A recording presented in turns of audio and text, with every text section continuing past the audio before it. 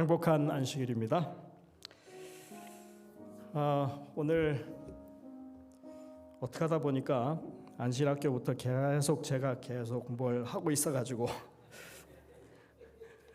특창도 그렇게 순서가 이렇게 기획한 게 아니라 우연찮게 됐습니다. 네. 마음의 준비를 더 단단히 해야 될 것 같습니다. 미들레틀 회원들 정말 환영하고 또 이 연말에 하나님의 풍성한 축복을 우리 모든 교우님들과 함께 누리게 되시기를 간절히 바랍니다. 2026년에도 저희들은 계속 진행할 겁니다. 왜냐하면 좋은 시간이고 함께 나누는 의미가 있기 때문에 그렇습니다. 오늘 저는 여호수아 23장에 나오는 말씀을 함께 좀 살펴보려고 합니다. 제목을 제가 나의 하나님, 당신의 하나님이라고 이렇게 정했습니다. 먼저 본문에 있는 말씀을 살펴보겠습니다. 너희의 하나님 여호와께서 너희를 위하여 이 모든 나라에 행하신 일을 너희가 다 보았거니와 너희의 하나님 여호와 그는 너희를 위하여 싸우신 이시니라. 오늘 제목을 제가 좀 특이하게 정했습니다. 나의 하나님, 너의 하나님 이런 의미죠. 당신의 하나님은 너니까요, 그죠? 내 하나님, 내 하나님. 우리가 믿는 하나님이 내가 믿는 하나님이 다르고 상대방이 믿는 하나님이 다를까요? 성경은 그렇게 말하지 않습니다. 신명기 6장 4절에 보면 이스라엘아 들으라 우리 하나님 여호와는 오직 하나이신 여호와시라 이렇게 말합니다. 이 신명기 6장 4절에 있는 구절은 유대인들이 오늘날까지도 그들의 신앙의 핵심 고백으로 그렇게 간직하고 이 쉐마라고 부르면서 쉐메 이렇게 하는 이 말이 쉐마예요. 그래서 들으라 하는 그 표현으로 오늘날도 하루에도 매일같이 이렇게 이 성경 구절을 암송하면서 신앙 고백을 하는 이 말씀입니다. 그러니까 내가 믿는 하나님이 다르고 당신이 믿는 하나님이 다르다 이런 의미로 여기 지금 제목을 붙인 것이 아니라는 것입니다. 이거를 그냥 쉽게 빨리 이해시켜 드리기 위해서 제가 여호수아 첫 장에 있는 말씀을 보겠습니다. 여호수아 1장 17절에 보면 우리는 범사에 모세에게 순종한 것 같이 당신에게 순종하려니와 오직 당신의 하나님 여호와께서 모세와 함께 계시던 같이 당신과 함께 계시기를 원하나이다. 이렇게. 지금 23장에는 너희 하나님 여호와라고 나오죠. 근데 여기 지금 여호수아 1장에서는 당신의 하나님 여호와라고 나옵니다. 이거를 좀 구분을 해야 될 필요가 있습니다. 여호수아가 표현한 거는요. 1장에서 백성들을 향해서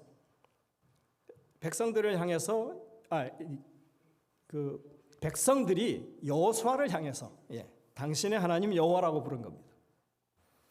23장에서는 여호수아가 백성들을 향해서 너희의 하나님 여호와 이렇게 부른 겁니다. 그렇기 때문에 서로가 이렇게 부르는 예의 범절이 바른 그런 표현일까요?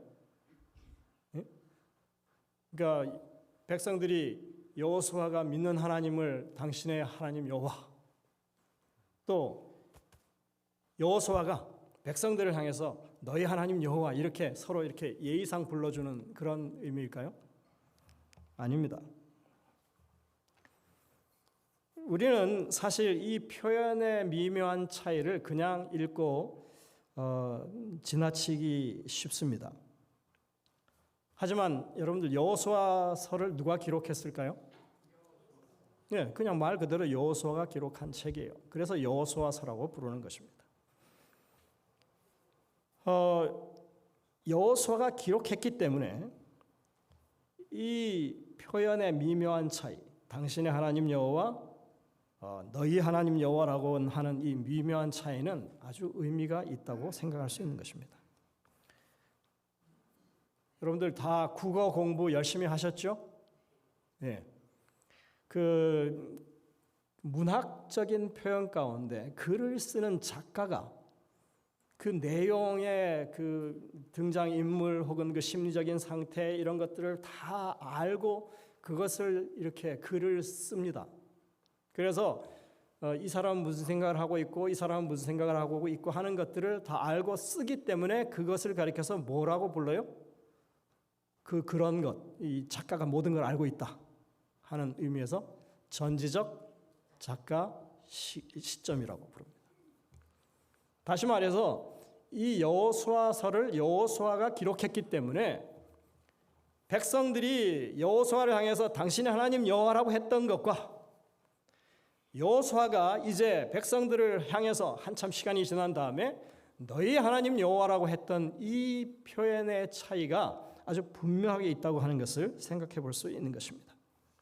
그냥 기록한 게 아니에요. 여호수아 1장을 기록할 당시에 이스라엘 백성들은 하나님을 잘 몰랐어요. 그래서 누구의 하나님을 의지했냐면 모세가 믿는 하나님, 여호수아가 믿는 하나님을 의지하던 그런 사람들이었다는 것입니다. 의존적인 신앙을 하던 사람들이었죠. 그래서 정말 여호수아, 모세 정말 대단한 사람들이에요. 하나님을 저렇게 신실하게 믿고 하나님의 능력을 행하고 대단한 사람이에요. 그래서 이제 모세가 죽고 나서 여호수아가 하나님의 이제 그 대리자로 그렇게 모세의 후임으로 섰다고 그랬을 때 하는 말이 모세에게 하나님이 함께 하셨던 것처럼 당신의 하나님이 당신에게 함께 하시기를 원한다고 이렇게 말했던 겁니다. 그랬던 이스라엘 백성들이 이제 여호수아 23장 이제 이 책의 말미에 가서는 여호수아가 이스라엘 백성들에 대해서 이야기하면서 그들의 신앙을 표현하면서 이제는 너희 하나님 여호와께서 이렇게 말하고 있는 것입니다. 지난 세월의 경험을 통해서 이스라엘 백성들이 그 지도자를 통해서 하나님을 의지하고 살던 이스라엘 백성들이 이제는 자신들 스스로 하나님을 알고 믿게 되었다고 하는 것을 의미하는 것입니다. 형식주의적인 그런 신앙에서 이제는 정말 하나님의 진심을 아는 복음적이고 언약적인 신앙을 하게 되었다는 얘기입니다. 예전에는 그냥 아무 뜻 없이 교회 마당만 밟던 그런 사람들이 이제는 신앙의 그 깊이를 이해하고 하나님의 우리를 향한 심령이 어떤 것인지를 깨닫는 믿음의 진보가 있었다고 하는 것입니다. 하나님을 믿는 신앙은 이렇게 자라나는 것입니다. 부모님의 신앙을 의존해서 그렇게 신앙을 시작했을 수 있습니다. 또 어떤 존경하는 장로님을 통해서 신앙을 시작할 수 있습니다. 집사님이 있을 수 있고 또 어떤 훌륭한 정말 그런 신앙인의 이 신앙을 의존해서 그들의 하나님을 이렇게 보고 어떻게 하나님을 섬기는지 그렇게 시작했을 수 있습니다. 예전에는 멀기만 했던 하나님이 그런데 이제 어떤 신앙의 경험을 통해서 삶의 경험을 통해서 내 삶의 중심에 계신 하나님을 발견하게 되는 것입니다. 예전에는 그저 따라하고 모방하는 그런 신앙이었다면 이제는 참 하나님을 분명히 모시고 함께 동행하며 사는 그런 신앙이 되었다는 것입니다. 성경이 그래서 이것을 가리켜서 뭐라고 하냐면요, 믿음의 진보가 있다고 얘기합니다. 여러분들, 우리 이 신앙은요, 이렇게 조금씩 발전해 가는 신앙이어야 하는 것이 맞습니다. 어린 아이가 태어나서 아무리 젖을 먹이고 뭘 이렇게 양육을 해도 자라지 않으면 그 문제가 심각한 거죠. 마찬가지로 하나님을 믿는 신앙은 그 안에서 살아있는 그런 이 관계 가운데 자라나는 것이 그게 정상입니다.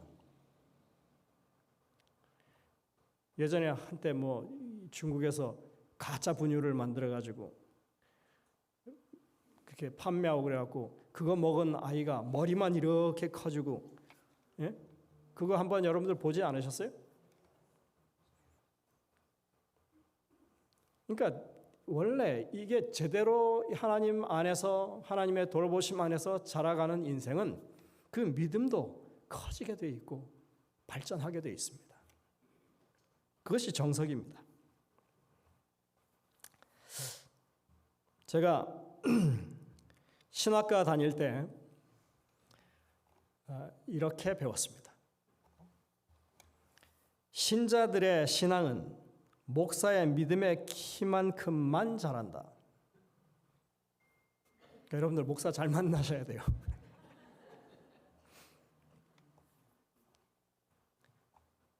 목사의 신앙의 키가 고만하면 신자들의 키도, 믿음의 키도 고만하다는 얘기입니다. 그러면 이제 제가 그 얘기를 들으면서 무슨 생각을 했냐면, 그러면 목사는 스스로가 믿음 안에서 자라나는 그런 신앙을 해야만 되겠구나. 말씀을 계속해서 연구하고 또 꾸준히 그것을 삶에 적용하고 하는 그런 일들을 하면서 스스로가 지속적으로 성장해가는 그런 목회자가 되어야만 하는구나 하는 생각을 그때 했습니다. 지금 여호수아서를 통해서 지금 말씀하고 있는 것은 뭐냐면, 이스라엘 백성들이 그 1장의 당시만 해도 의존적인 신앙, 여호수아의 하나님을 믿는 신앙이었는데 23장에 와서는 지금 뭐 했다는 거예요? 그들 스스로 하나님이 어떤 분이신지를 아는 그런 믿음의 키가 자라나는 그런 상황을 지금 말하고 있다고 하는 것입니다. 여러분들, 이 여호수아 1장부터 22장까지 23장에 지금 이 말씀이 있으니까 도대체 그 안에 무슨 일이 있었는지 우리는 알 수 있어요. 그 기간이 얼마인지는 정확하게 모르지만 그 시간이 얼마만큼 흘렀는지는 대충 산정할 수는 있는데 정확한 시간은 몰라요. 근데 그 안에 기록된 내용을 통해서 뭐는 알 수 있어요? 우리가 지금 이스라엘 백성들이 가나안에 들어가서 무슨 일을 겪었는지는 알 수 있어요. 기록에 나오니까. 가나안에 대한 정복의 역사가 적혀져 있습니다. 여호수아 1장부터 11장까지. 그리고 이 정복하는 역사를 통해서 어떤 결과가 있었는지를 또 그만큼의 분량을 할애해서 적고 있습니다. 그러니까 사실 11장까지가 어떻게 보면 이 정복의 역사의 전부예요. 거기에 보면 요단강을 건넙니다. 그다음에 여리고성을 점령하고 아이성을 점령하고, 그리고 가나안 남부연합군, 북부연합군과 전쟁을 치르면서 승리를 거둔 이야기들이 그 안에 다 적혀 있습니다. 정말 험하고 힘든 생사를 넘나드는 그런 싸움의 이야기가 거기 있죠. 그들은 그 땅을 차지하기 위해, 아니면 어쩌면 생존하기 위해 정말 그 목숨을 걸고 싸워온 시간들이 그들의 이 삶에 이 지금 1장과 23장의 사이에 지금 들어있는 내용이라고 하는 것입니다. 다시 말해서 그들은 전쟁을 치르는 동안 여호수아의 하나님으로부터 자신들의 하나님이 누구이신지를 깨닫게 되는 그런 믿음의 진보가 있었다고 하는 것입니다. 여러분들, 믿음은 그냥 가만히 있는다고 자라나는 게 아닙니다. 고난과 생명의 위협 속에서 하루도 편히 쉴 날이 없는 그런 삶을 살아온 그런 경험 속에서 믿음이 자라났다고 지금 여호수아서는 우리에게 말하고 있는 것입니다. 그러니 여러분들, 그 삶의 어려움과 힘든 일이 생기는 것이 결코 마이너스가 되는 게 아니에요. 성경의 이 관점에서 보자면 이게 우리의 믿음을 키우고 진보를 이루게 하는 그런 시간들이라고 하는 것을 알 수 있다고 하는 것입니다. 성경은 그 이야기를 분명히 합니다. 야고보서 1장 2절부터 4절에 이렇게 말합니다. 내 형제들아, 너희가 여러 가지 시험을 당하거든 온전히 기쁘게 여기라. 이는 너희 믿음의 시련이 인내를 만들어내는 줄 너희가 알미라. 인내를 온전히 이루라. 이는 너희로 온전하고 구비하여 조금도 부족함이 없게 하려 함이라. 이 말씀을 통해서 우리는 믿음이라고 하는 것이 시련을 통해서 인내를 얻게 되는 그런 과정으로 성숙해 가는 것이라고 지금 말하는 것을 듣습니다. 야고보, 그 당시에 가장 경건하고 정말 신실한 사람이었다고 정평이 나 있는 야고보지요. 바울도 동일한 말씀을 합니다. 로마서 5장 3절 4절입니다. 다만 이뿐 아니라 우리가 환난 중에도 즐거워하나니 이는 환난은 인내를 인내는 연단은 소망을 이루는 줄 알미라. 같은 내용이에요. 바울뿐만 아닙니다. 베드로도 똑같은 말을 합니다. 그러므로 너희가 이제 여러 가지 시험으로 말미암아 잠깐 근심하게 되지 않을 수 없으나 오히려 크게 기뻐하는도다. 너희 믿음의 확실함은 불로 연단하여도 없어질 금보다 더 귀하여 예수 그리스도께서 나타나실 때에 칭찬과 영광과 존귀를 얻게 할 것이니라.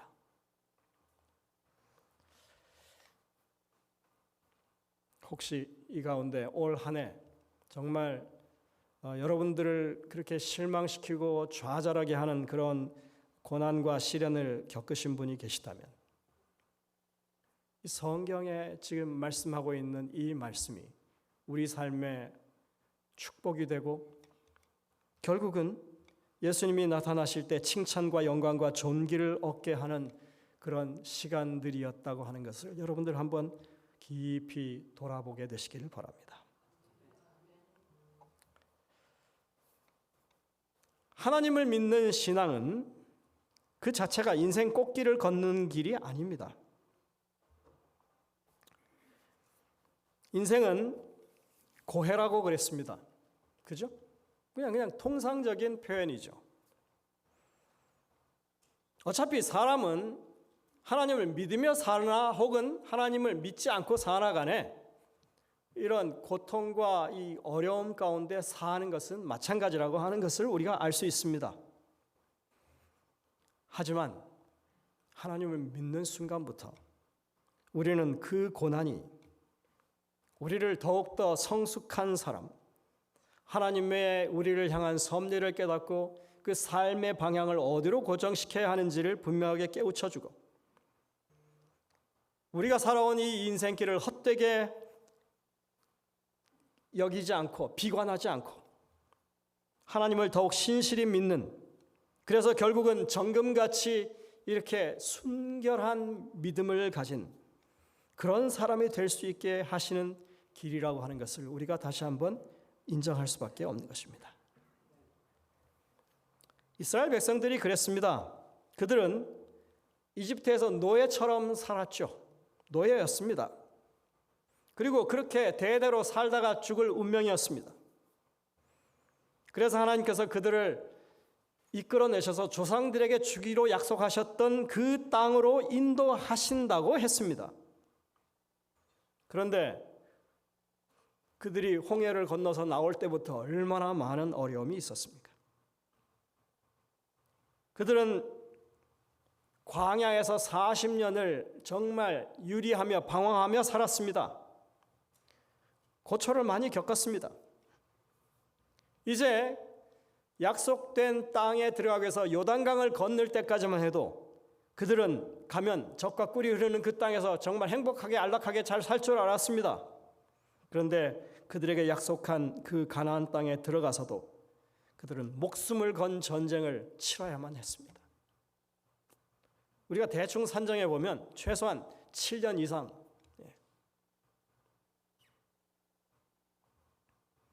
1세대가 2세대가 지나면서 약 50여 년을 출애굽 때부터 그들은 정말 힘들고 어려운 고난과 고통 속에서 그렇게 살아왔던 것입니다.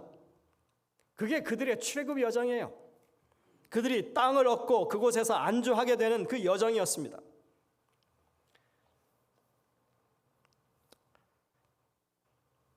여기 혹시 내가 하나님 믿고 나서 내 삶이 계속 꽃길이었다 하시는 분 계십니까?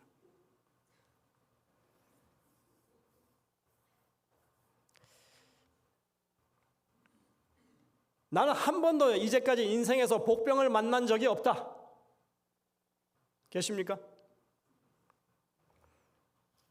내가 분명하게 이렇게 성실하게 살았는데 내가 그렇게 성실하게 산 것에 비해서 내게 보상이 그렇지 못하다고 생각해 본 적은 없으십니까?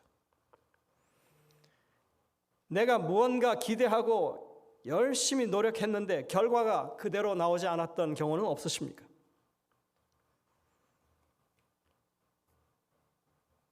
모든 것들이 사람이 원하는 대로 되지 않는 것이 인생이라고 다들 한결같이 얘기합니다. 그래서 그 푸시킨이 쓴 글에 어떤 글이 있어요? 삶이 그대를 속일지라도 슬퍼하거나 노여하지 말라고. 그냥 사람들이 그냥 다 인정하는. 인생은 언제나 정답만 주어지진 않습니다. 어떤 사람에게는 마치 오답만 주어지는 것처럼 그렇게 느껴질 수도 있습니다. 그런데 하나님을 믿고 나서는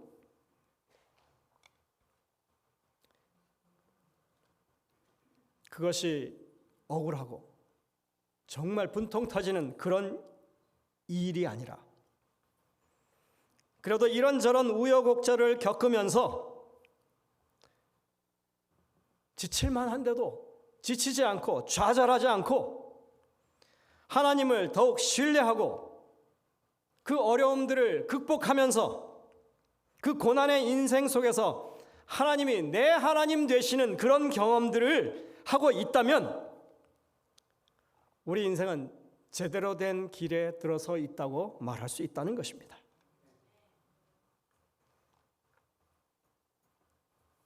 오늘 이 본문은 이러한 믿음의 진보를 확실하게 우리에게 보여주고 있습니다. 너희 하나님 여호와께서 너희를 위하여 이 모든 나라에 행하신 일을 너희가 다 보았거니와 너희 하나님 여호와 그는 너희를 위하여 싸우신 이시니라. 이제까지 내가 잘나서 이런 모든 어려움 극복하고 잘 이렇게 지내온 것 같았는데 가만히 생각해 보니 뭐라고요? 하나님이 대신 싸우셨더라. 하나님이 우리를 위해서 싸우셨더라. 하나님을 믿고 확실하게 깨우친 것 하나가 그거라면 족합니다. 전쟁과도 같은 인생에서 나 혼자 싸운 것이 아니라 정말 고달프게 나 혼자 지치면서 이렇게 끝까지 싸워온 것이 아니라 그 순간순간마다 하나님이 나를 위해 싸우셨다고 하는 것을 깨우쳤다고 하는 것, 그게 여러분들 정말 믿음의 큰 소득입니다. 그래서 여호수아의 하나님이 내 하나님이시구나. 모세의 하나님이 이제 내 하나님이시구나. 그런 확고한 믿음을 그 마음 가운데 가지게 되는 것입니다. 우리가 조금 전에 예배 시작하면서도 불렀던 은혜라고 하는 찬양, 찬미가 좋아서 그랬는지 2번이나 불렀습니다만 손경민 곡이죠. 이게 내가 누려왔던 모든 것들, 내가 지나왔던 모든 시간들, 내가 걸어왔던 모든 순간들, 내가 이 땅에 태어나 살고 있는 이것, 그리고 어린아이 시절부터 지금까지의 모든 여정, 숨을 쉬며 사는, 그리고 꿈을 꾸며 사는 삶, 이 모든 순간 시간들이 다 하나님의 은혜 가운데 사는 것이었구나. 이걸 깨우쳤다는 것입니다.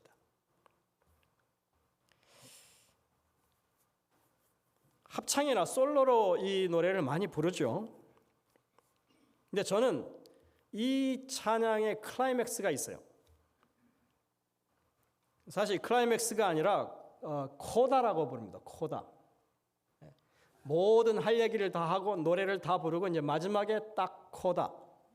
이 코다는 원래 이 이태리어가 아니고 악상기호지만 라틴어예요. 라틴어로 코다는 뭘 가리키냐면요, 꼬리라고 하는 것입니다. 꼬리. 그 뒤에 붙여 있는 거예요, 하나. 근데 이 꼬리가 저한테는 이게 클라이맥스예요. 마지막에 하는 게 이제 노래를 다 마친 다음에 악기 없이 그냥 사람 목소리로만 이 부분을 부르죠. 예? 모든 것이 은혜, 은혜, 은혜 3번 반복합니다. 한없는 은혜 4번째 또 반복합니다. 이 순간은 어떤 악기나 주변의 도움을 받지 않고 오직 그 일을 겪었던 사람의 간증으로만 채워지는 시간이에요. 그래서 내 삶 속에서 확실하게 내가 깨닫게 되었던 그 하나님의 손길을 내 목소리를 통해서 표현하는 그런 시간입니다. 그래서 그때는 아주 간절하지만 과장되지 않게, 화려하지 않게 그냥 진심을 담아서 하나님의 은혜를 드러내는 시간인 것입니다. 제가 참 이 부분을 좋아합니다. 그때는 정말 그 솔리스트 혹은 그 합창단, 그 사람들이 그 노래의 진수를 드러내는 그 순간이기 때문에 그렇습니다. 여러분들, 우리는 오늘 이 한 해 끝자락에 와 있습니다. 하나님의 인도하심 가운데 우리가 이제까지 함께 찬양하고 이렇게 왔지만 이제 코다 부분이에요. 네? 코다에는 뭐 해야 된다고요? 여러분들, 정말 하나님의 은혜가 무엇인지를 우리가 이제는 이야기하는 거예요. 다른 것에 어떤 것에 방해받지 않고 정말 내 목소리로 내 이 온 마음을 실어서 하나님의 은혜를 이야기할 수 있는 시간이 바로 이 연말의 이 코다 부분이라고 말할 수 있겠습니다.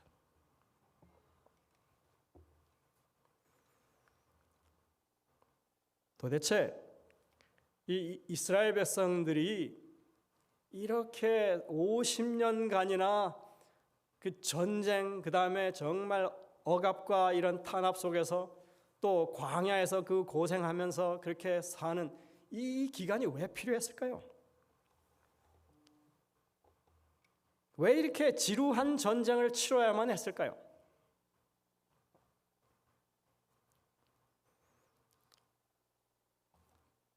하나님을 믿는 신앙이라고 하는 것은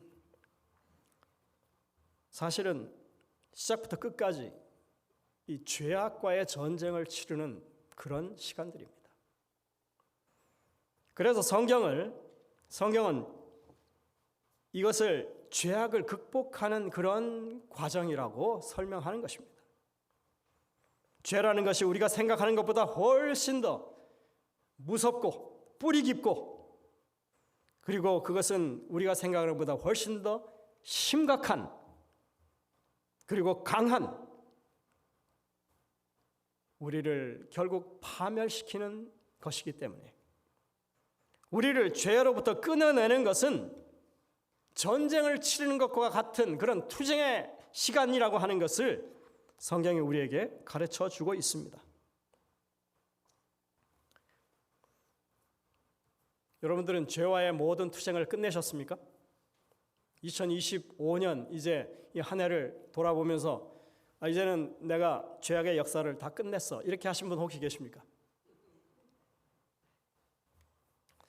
지금 여호수아 23장에 여호수아가 너희 하나님 여호와를 신뢰하게 된 이스라엘 백성들을 이야기하고 있지만, 이스라엘 백성들은 아직도 그들이 점령해야 할 도시들이 있고 주변에 그 가나안 족속들이 산재에 있다고 하는 것을 분명히 지금 말하고 있습니다. 전쟁은 끝나지 않았습니다. 가나안 정복은 아직 이루어지지 않았습니다. 계속해서 그 일은 어쩌면 그들의 삶이 다하는 순간까지 지속되는 그런 이야기로 남아 있을 것입니다. 여호수아는 여호수아가 110살까지 살았다고 그랬죠? 이제 죽을 때가 거의 됐어요. 가나안 정복이 아직까지도 맞춰지지 않은 상황 가운데 이 가나안 정복에 대한 사명을 가지고 있던 여호수아의 심정이 어땠을까요? 이 싸움을 결국 승리로 이끌 수 있는 방법을 그 백성들에게 알려주기를 원하는 것입니다. 이제까지 우리가 싸워왔는데 승리의 비결은 딱 하나였다. 하나님을 전적으로 신뢰하고 그 말씀에 순종하는 것 외에는 이 싸움에서 이길 방법이 없더라 하는 것입니다. 다 겪어봤잖아.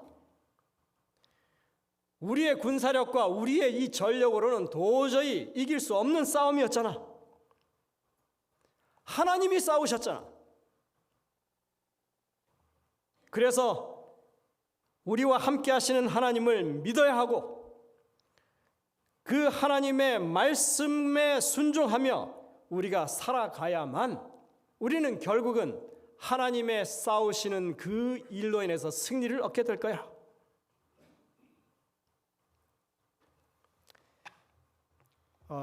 제가 목회하면서 여러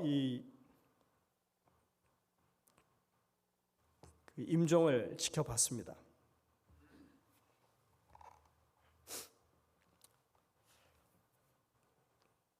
이제 다른 분들의 임종도 많이 봤고 하지만 저는 참 축복을 받아서 저희 아버지 어머니의 임종도 봤습니다. 집에서 다 그렇게. 저희 집안이 원래 평생 믿음을 강조한 집안이었거든요. 어릴 때부터 들은 게 믿음에 관한 거였습니다. 그리고 어머니 아버지가 믿음을 지키려고 어떤 노력과 희생을 했는지 제가 봤습니다. 평생을 봐온 것입니다. 그리고는 그 믿음의 끝자락에 서서 있는 그 두 분의 모습을, 임종을 맞는 모습을 지켜봤습니다.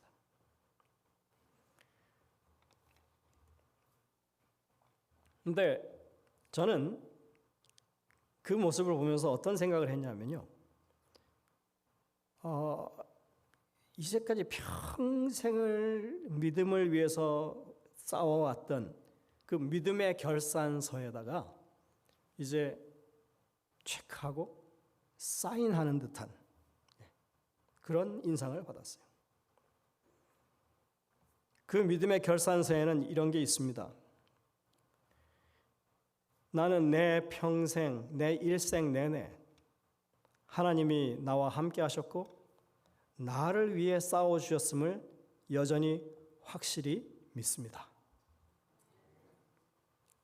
그리고는 그 항목에다 체크를 하고 길게 내가 쓰는 것도 아니에요. 그냥 내 사인 한번 하는 걸로 믿음의 결산서를 대신하는 것과 같은 그런 인상을 제가 받았습니다. 그 두 분은 죽음을 두려워하지 않았습니다.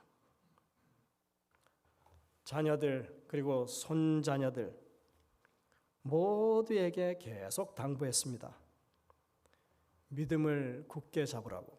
그리고 하나님을 신뢰하는 일에 실패하지 말라고.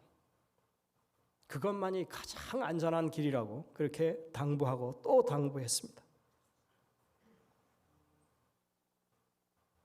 그리고는 마치 죽음이 하나님께서 이제까지 나를 인도하셨음에 대한 그 손길을 인정하는 듯이 정말 평안하게 그 죽음을 맞이하는 모습을 제가 봤습니다.